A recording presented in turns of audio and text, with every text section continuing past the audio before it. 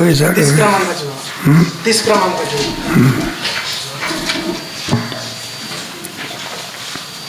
आता गीतायेने नवी राधागोपाशामृत सावे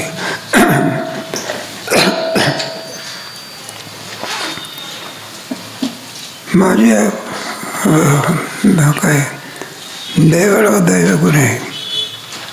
तेव्हा हे जे गीता आहे, श्रीमद भगवद्गीता, त्याच्यावरती असलेली टीका ज्ञानेश्वर महाराजांनी अमृत म्हटलेलं आहे. प्रसाद रूपी अमृत. आपल्यालाही प्रसाद प्राप्त होत असतो, पण आपली बुद्धी जास्त दिला तर फार चांगलं. एक पेढा देण्याच्याऐवजी पाकिटात देऊन टाकलं पण तसं नाही. हा भौतिक प्रसाद आहे कोणता, त्यांच्यापासून ज्ञान प्राप्त होणे हा अलौकिक प्रसाद आहे. केवळ नाही का आपले नाथ महाराजांची गोष्ट आहे ना, गावाला पहिला त्याला कोणता प्रसाद प्राप्त होत होता? पुरणाच्या पोळीचा. श्रीमंत कोण? नाथ महाराज. त्यांच्या देवाला रोज कोणता प्रसाद चढत होते? मग त्याच्या पुरणाच्या पोळीवर का तेल वाटत होते का? मग काय श्रीमंत म्हणून तो पोथीला यायचा, पण कशा करता यायचा? पुरणाची पोळी मिळते म्हणून यायचा. मग लोकांना वाटलं हा काय आपलं आयला येतो आम्ही आपल्या वस्तू जेवायच्या वेळेला मात्र पहिल्याच पंक्तीला सांगा. म्हणजे नाथ महाराजांच्या जेव्हा जायची वेळ आली त्यावेळेला सांगितलं तुमचं रामायण कोण करणार? नाथ महाराजांनी एक मुखाने सांगितलं, म्हटलं गाव आमचं रामायण काय करेल? म्हणले महाराज तुझं काय त्याला 3 वेळा सांगून सुद्धा समजत नाही, आणि तो काय रामायण पूर्ण करणार आहे का? म्हणलं इथे येतो कशा करता? तुमचं काय ऐकण्याकरता थोडंच येतो काय? तो जेवायला मिळते म्हणून येतो का? तो काय करेल? मग नाथ महाराजांनी कोणता प्रसाद दिला? हातमस्तका ठेवीला.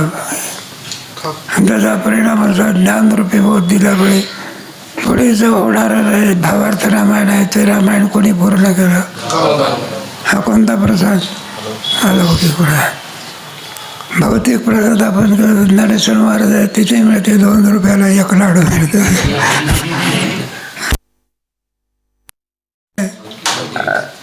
भौतिक आहे.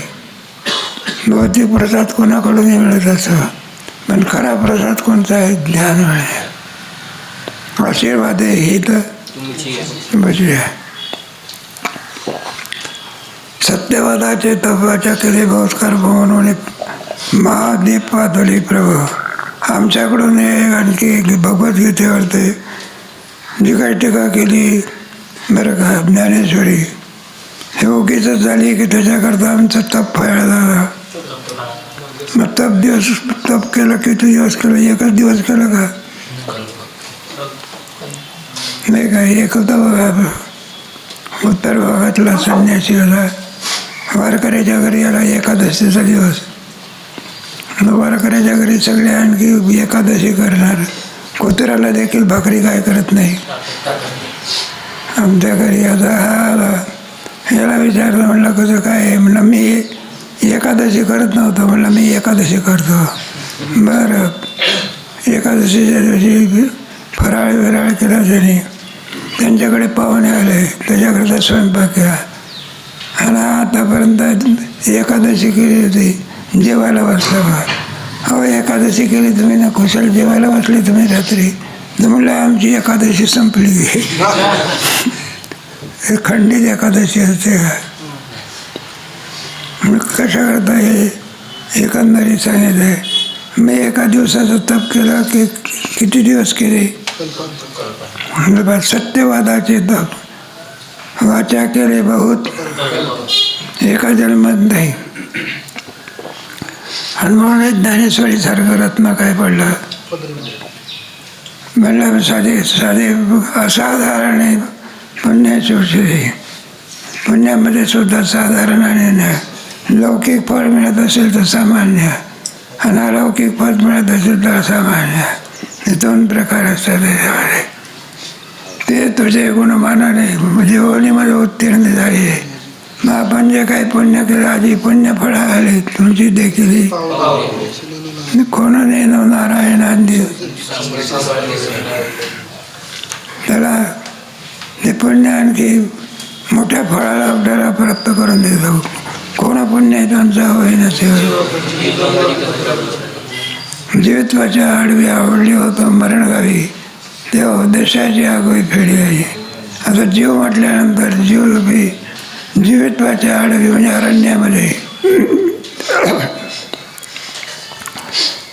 रातोड गौतम मरणगावी. जीव म्हटल्यानंतर जसा जन्म आहे त्याप्रमाणे त्याला मरणसुद्धा आहे. कायमचं या शरीरामध्ये राहता येत नाही. ज्याचं जसं प्रारब्ध असेल त्याप्रमाणे कोणाचं प्रारब्ध किती कोणाचं प्रारब्ध किती सगळे काही एकाच वेळेला मारतात. असं थोडंच आहे की कोणाचा कधी क्रम लागेल काही सांगता येत नाही. इकडे राष्ट्रपती अब्दुल कलाम होता. व्याख्यानाचा देतात खाली पडला रामबलभाई राष्ट्रपती होता. नंबर लागला बरोबर. आणि त्या देशाची आगावी फेडी झाली. मग जीवाच्या पाठीमागे लागलेले दोष आहे त्याच्यामध्ये जन्म आणि मृत्यू याचा तमेव विदित्वातच मृत्यू भीती नान्य पंथा विद्यते. तुमच्या 11व्या प्रकरणामध्ये पंचदशीच्या हा विषय होऊन गेलेला आहे. ब्रह्मानंदम प्रक्षामी जाते तमेव विदित्वातच मृत्यू विधी. याला जाणूनच मनुष्य मृत्यूचं उल्लंघन करतो. सामान्य आणि ज्ञानाने मृत्यूचं उल्लंघन होऊ शकत नाही. किती डॉक्टर झाला तरी काय मृत्यूचं उल्लंघन होतं का? धनिक झाला म्हणजे काय होतं? मग कोण जात असतो? अनेक प्रयत्न केले परीक्षेने मग मृत्यूचं उल्लंघन झालं का?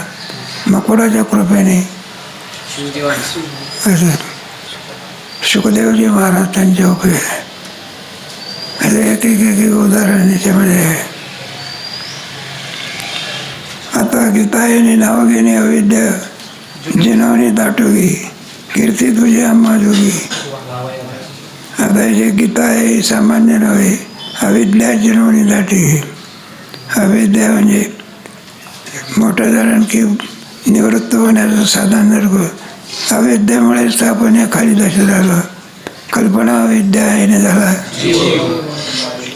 तो जीव कोणत्या कोणत्या खाणीमध्ये जाईल काय सांगतोय. अंडाचे चाराचे वेद किड्याचे हे बायसे होती तरू दोष्ट आणि कोणत्या ह्याच्यात नाही काही सांगता येत नाही. पण असे असणारी अविद्या जरी असेल पण आपल्याला जरा कीर्ती कशाने प्राप्त झाली असं आहे. म्हणून जगतामध्ये सर्व ग्रंथ जरी असले तरी त्या सर्व ग्रंथामध्ये सर्वांमध्ये मोठी कीर्ती कोणाला प्राप्त झाली? भगवद्गीता. ते विवेकानंदाने जय मिळवलं कोणत्या ज्ञानाने? श्रीमद भगवद्गीतेच्या ज्ञानाने. ती खाली ठेवली होती लोकांना. मग काय विवेकानंदाने सांगितलं पाया कुठे असतो? सगळ्या ग्रंथाचा पाया कोण आहे? मग मला खाली गेली. बऱ्याच लोकांनी काय केले खालून काढून कुठे ठेवली? शिखर कशाचं असते? सोन्याचं असते आहे का नाही? आता चांदीचा लोखंडाचा लावतात. ज्ञानोबाच्या मंदिराला किती 21-22 किलोच आहे. आमच्याकडे ते उचलण्याच होईना. काय करा ना तिथं सीताराम ते उचललं. एकनाथ शिंदे आले होते. फडणवीस पण होते. आमचं माझं सोनं कुठं होते. म्हणून गीतेचं महात्म्य वर्णन करून सांगता येत. हे भगवद्गीता ही देवाने अनेक जरी दिला केलेले असलं तरी त्या गौण आहे. गोवर्धन उचललं आता काय आहे? माती खाल्ली आता काय? पण गीता सांगितली तर अजूनही जशीच्या तशीच आहे. आणि पुन्हा दुसरा अवतार धारण करून पुन्हा काय केलं की संस्कृतातून तिला कोणत्या भाषेत आणली? मग संस्कृतातून मराठी भाषेमध्ये आणली. हे उपद्रव करण्याचं कशाला कारण? संस्कृत भाषा जगाशी कळेना. म्हणून नारायणा करून आले. म्हणून देवाला वाटलं की संस्कृतामध्ये पडली असल्यामुळे लोकांकडनं जपलं जात नाही, म्हणून तिला कोणता अलंकार चढवला? हे मराठीचे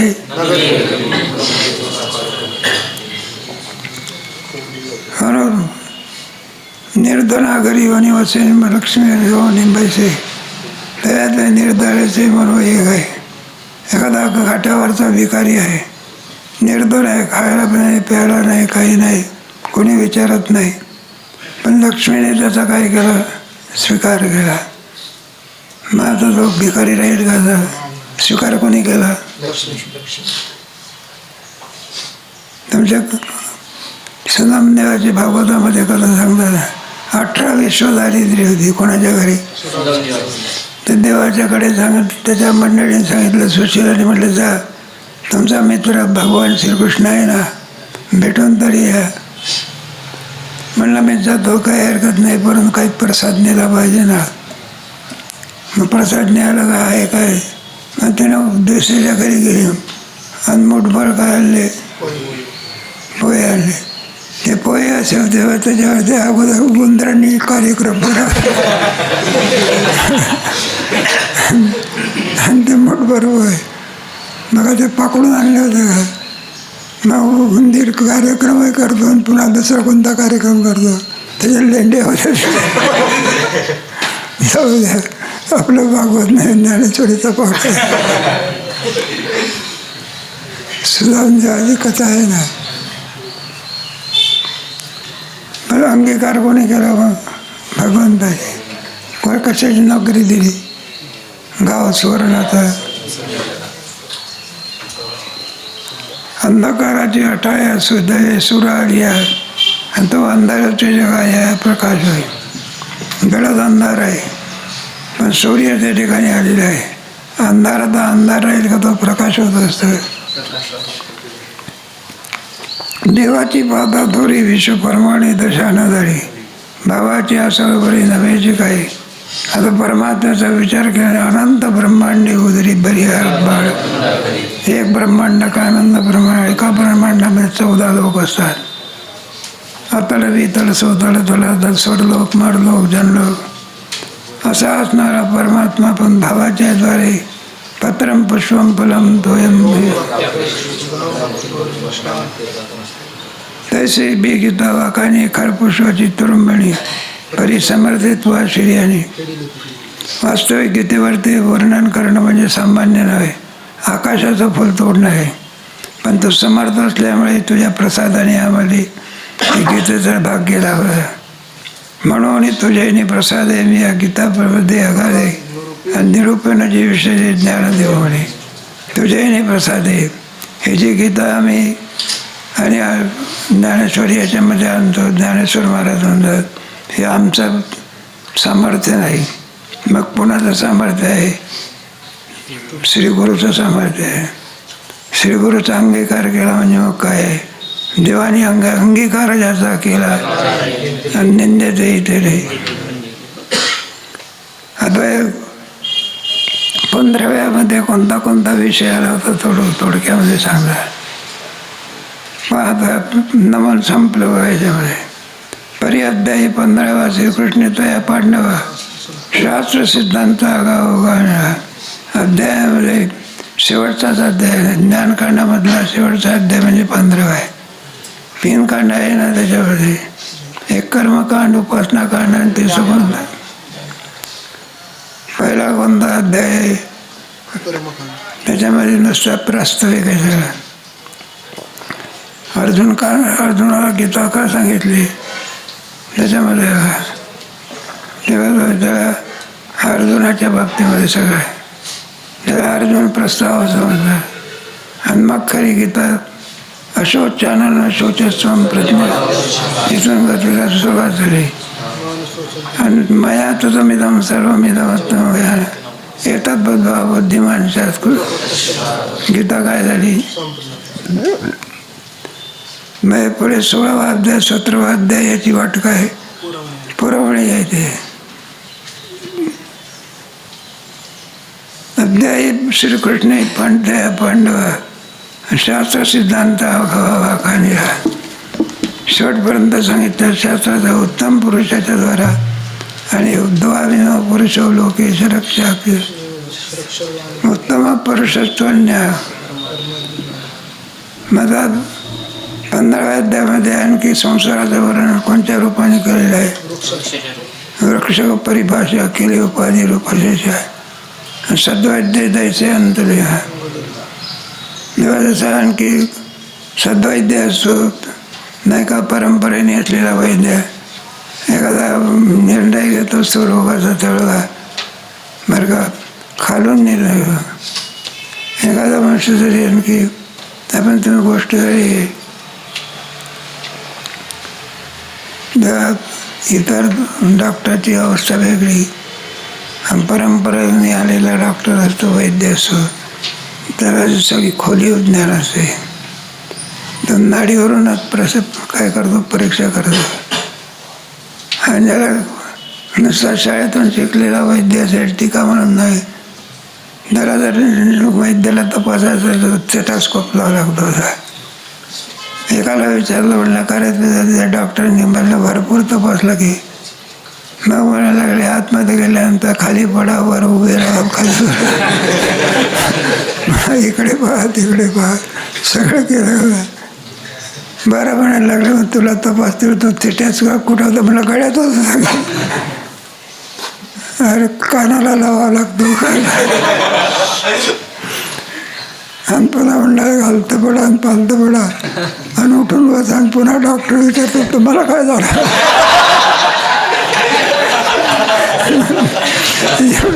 एवढी मोठी प्रॅक्टिस कशाला केली. सद्वैद्य म्हणत असतात.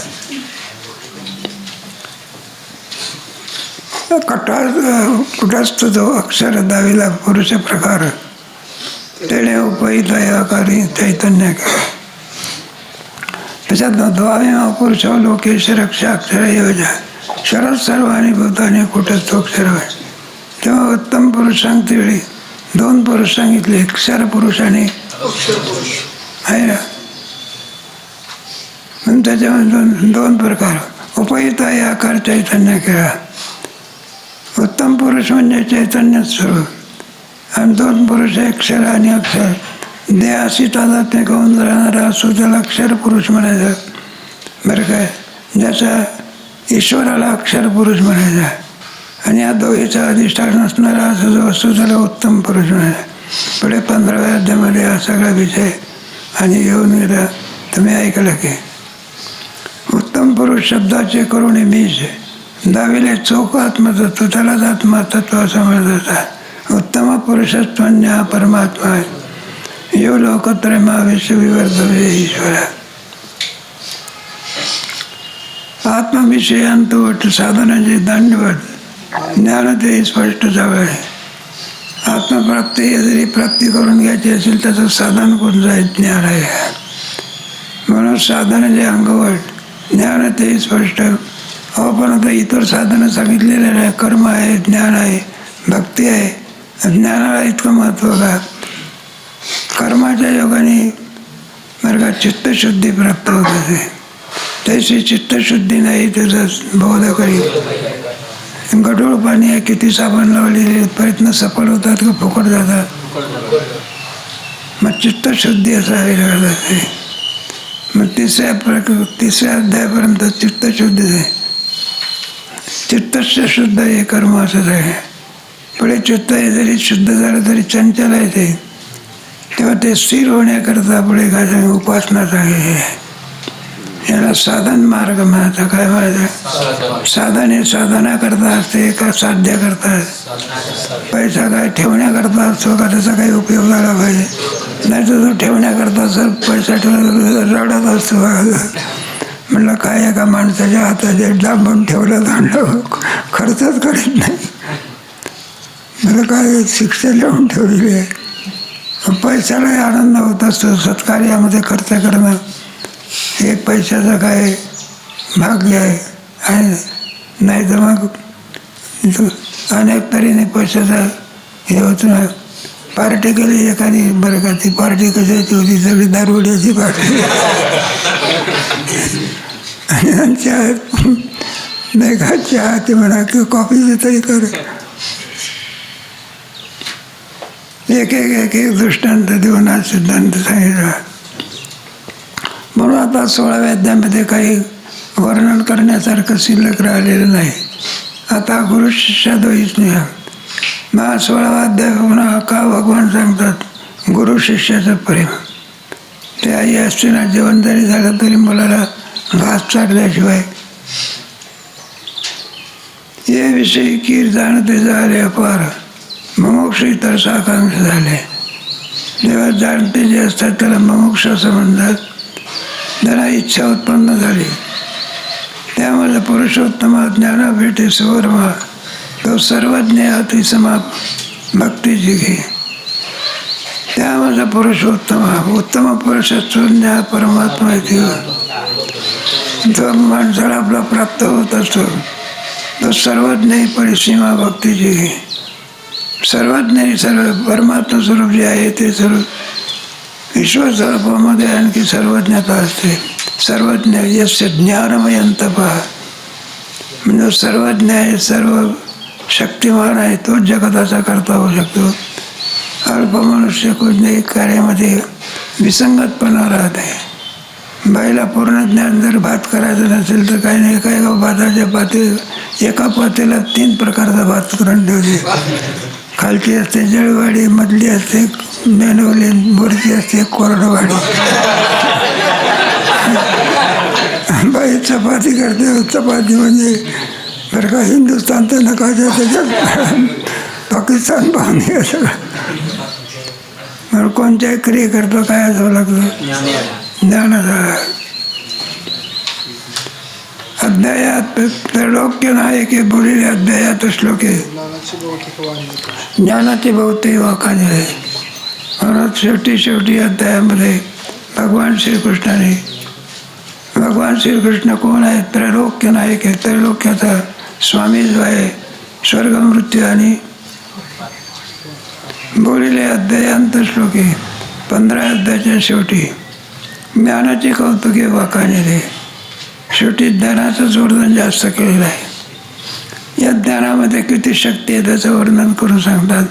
भरवणी प्रपंचाचा घोट की जे देखो दया स्पष्ट आनंद साम्राज्य पाठ ज्ञानाची भरवणी प्रपंच म्हणजे पाचाचा विस्तार. त्याला काय म्हणतात? प्रशब्द स्पर्श रूप रसगंध प्रतिआप तेजवायू आणि त्याला प्रपंच समजला की जे देखतायाचे देखता अवस्था.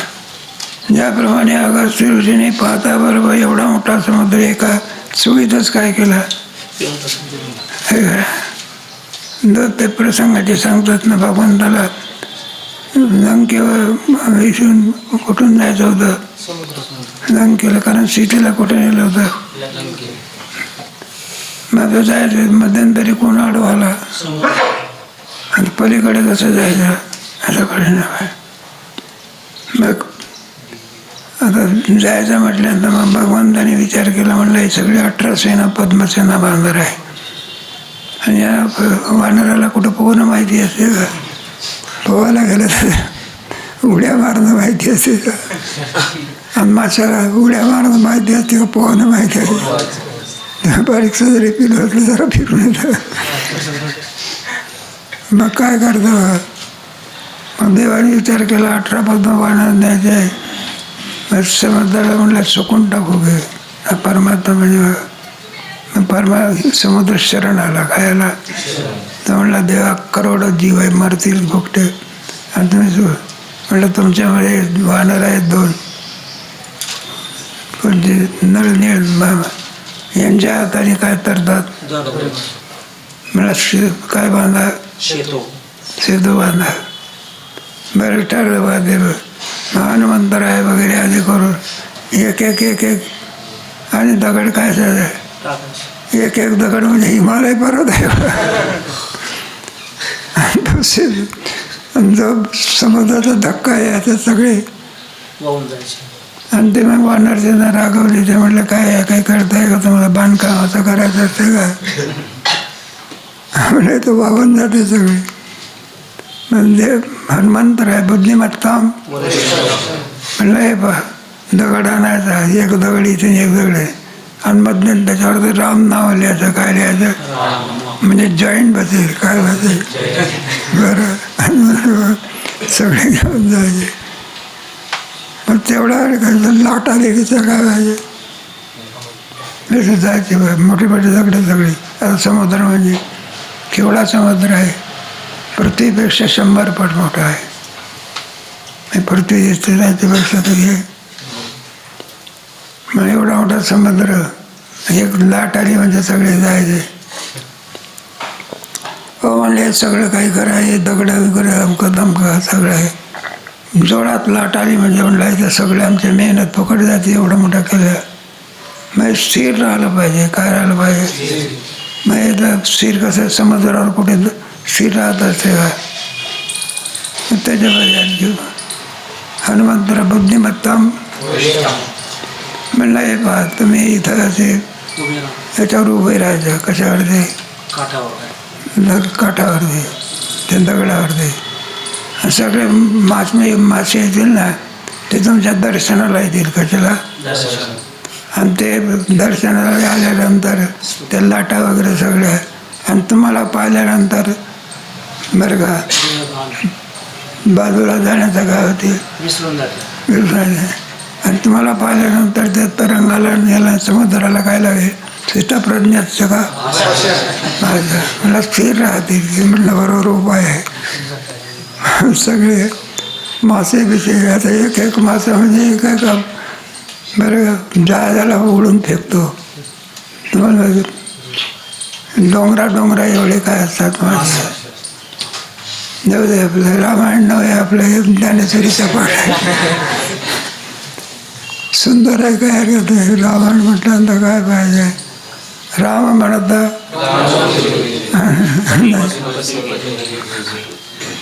तो दृष्टांत. मग शक्ती त्याच्यामध्ये मतलब आत्मजिज्ञासू जे होते ते तो सोडून जिथे कोणते जिज्ञासू एखादा कीर्तनकार असता मग एखादा ज्याचा चोखंदळ कोण असतं स्वतः असतं. मग तो चोखंदळ सोडता मग तो का म्हणलं तुम्ही कीर्तन केलं पण गोष्टीच सांगितले तर काही एकही मुद्दा काय केला नाही तुम्ही. मग तो कशाचा जिज्ञासू आहे गोष्टीचा आहे का मुद्द्याचा म्हणजे ते चोख. मग मोक्ष साधा असतो का तो मोक्षाचा इच्छा करतो त्याच्यावर त्याचं कुठं समाधान होत असते का.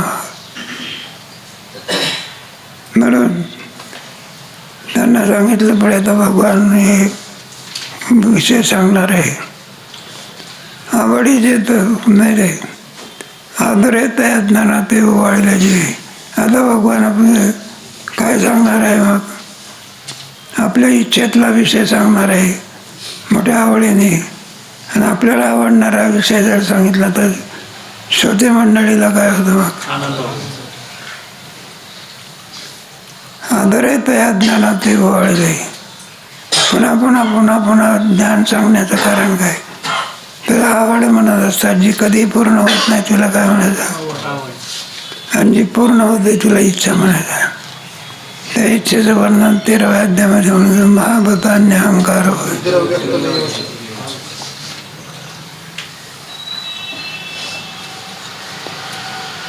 म्हणून प्रेम असतं. मनोनी जिज्ञासूच्यापैकी ज्ञानी प्रतिती होईना निकी तव योगक्षेम ज्ञानापैकी स्वरेल की. मनोनी जिज्ञासूच्यापैकी ज्ञानी प्रतिती होईना म्हणजे आत्मजिज्ञास होते ते. बरं ज्ञानही प्राप्त झालं आहे टिकलं पाहिजे ना. योगाला पण योगाच्या बरोबर काय पाहिजे आपल्याला स्वराज्य मिळालं आपल्याला 1947. पण त्याचा एक क्षेम होणं फार कठीण आहे.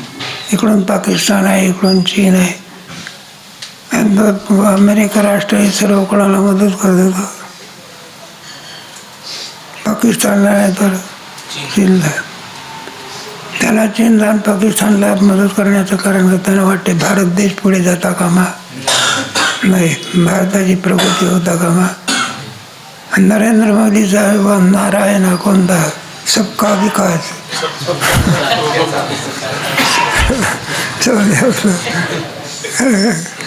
राष्ट्रीयता सुद्धा पाहिजे होती. ज्या राष्ट्रामध्ये आपण राहतो त्या राष्ट्राची अनुक्रम सुद्धा काय असावं लागेल. आपण कोणत्या देशात राहतो, राष्ट्रात भारत देश आहे, भारतखंडी आणि परमभाग्याची.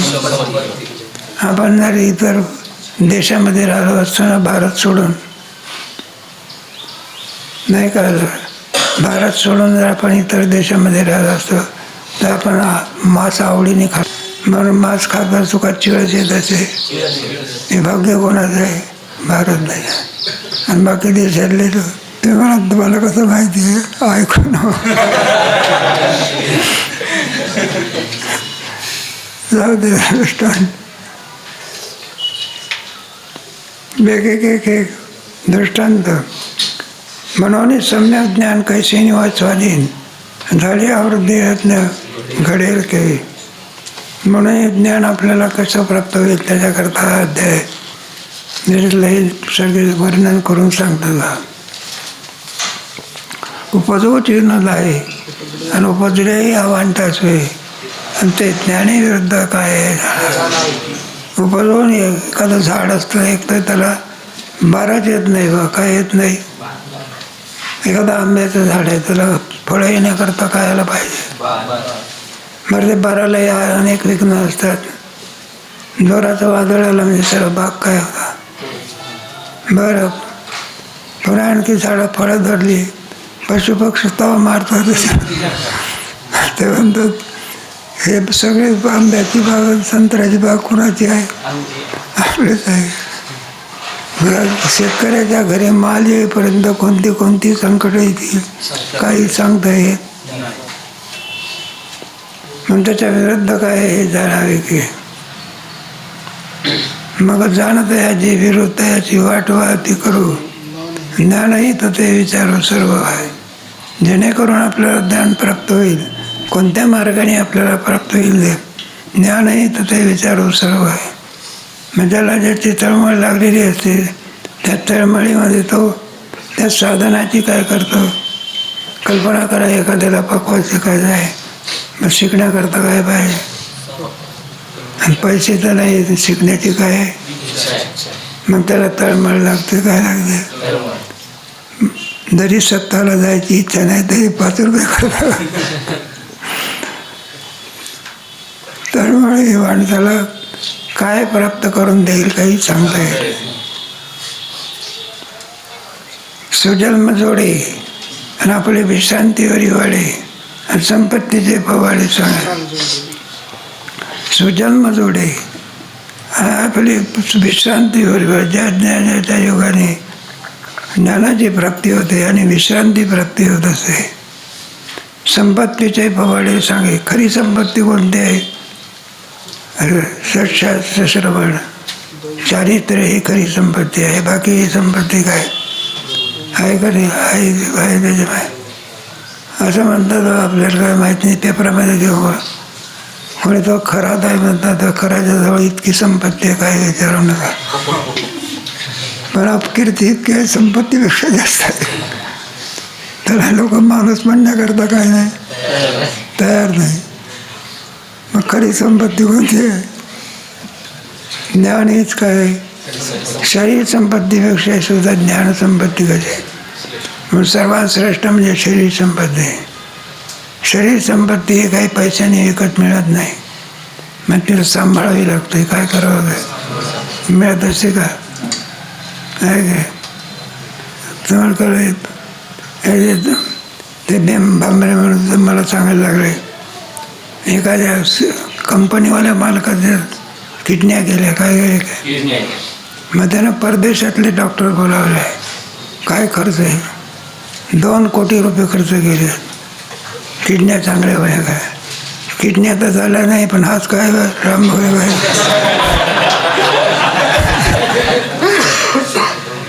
याला कोणती संपत्ती म्हणतात. शरीर आहे तोपर्यंत आपल्याला त्याचं महत्त्व वाटत नाही. आणि मग गेल्यानंतर त्याचं काय होतं हे पायाचं महत्त्व कोणाला लगडा माणसाचं त्याला विचारे. पॅरेलिसिस झाला म्हणजे आणि मग कळत आहे. आंधळ्या डोळ्याची किंमत कोणाला कळते? म्हणजे त्याचं शरीरात आहे. एक एक एक एक आणि विचार करायचे सगळे. अज्ञानाचे कामारे जे राग देशाची जे तारे ते असुरी गोरे करील. अज्ञानाचे कामारे. अज्ञान म्हटलं की कामयेश ओदेश रजोगुण. मग आपल्या ठिकाणी जे काही विकार उत्पन्न होत असतो त्याला जर कारण कुठलं असेल तर काम आहे. त्याला महापाप असं म्हटलेलं आहे. तिसरा अध्याय वाचा तुम्ही गीतेचा. काम आहेस कुरुदेश.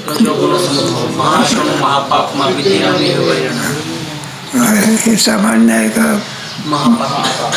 रावणाचा निपात कशामुळे झाला आहे काय? काम आणि क्रोध. कामाने रामान गेला आणि लोभाने दुर्योधन गेला. भावाची चिठ्ठी असं आपण माझी म्हणायचं आणि दुसऱ्याची काय म्हणायचं. काही माणसं असते ना, माझं ते माझं आणि दुसऱ्याचं ते. इष्टानिष्ट करणे दोघांची कौतुकवाणी नवमात दैवपान. थोडक्यामध्ये महात्मा नष्टमाम पार्थ दैवीम प्रकृती भजंतनान्य मनसो ज्ञान.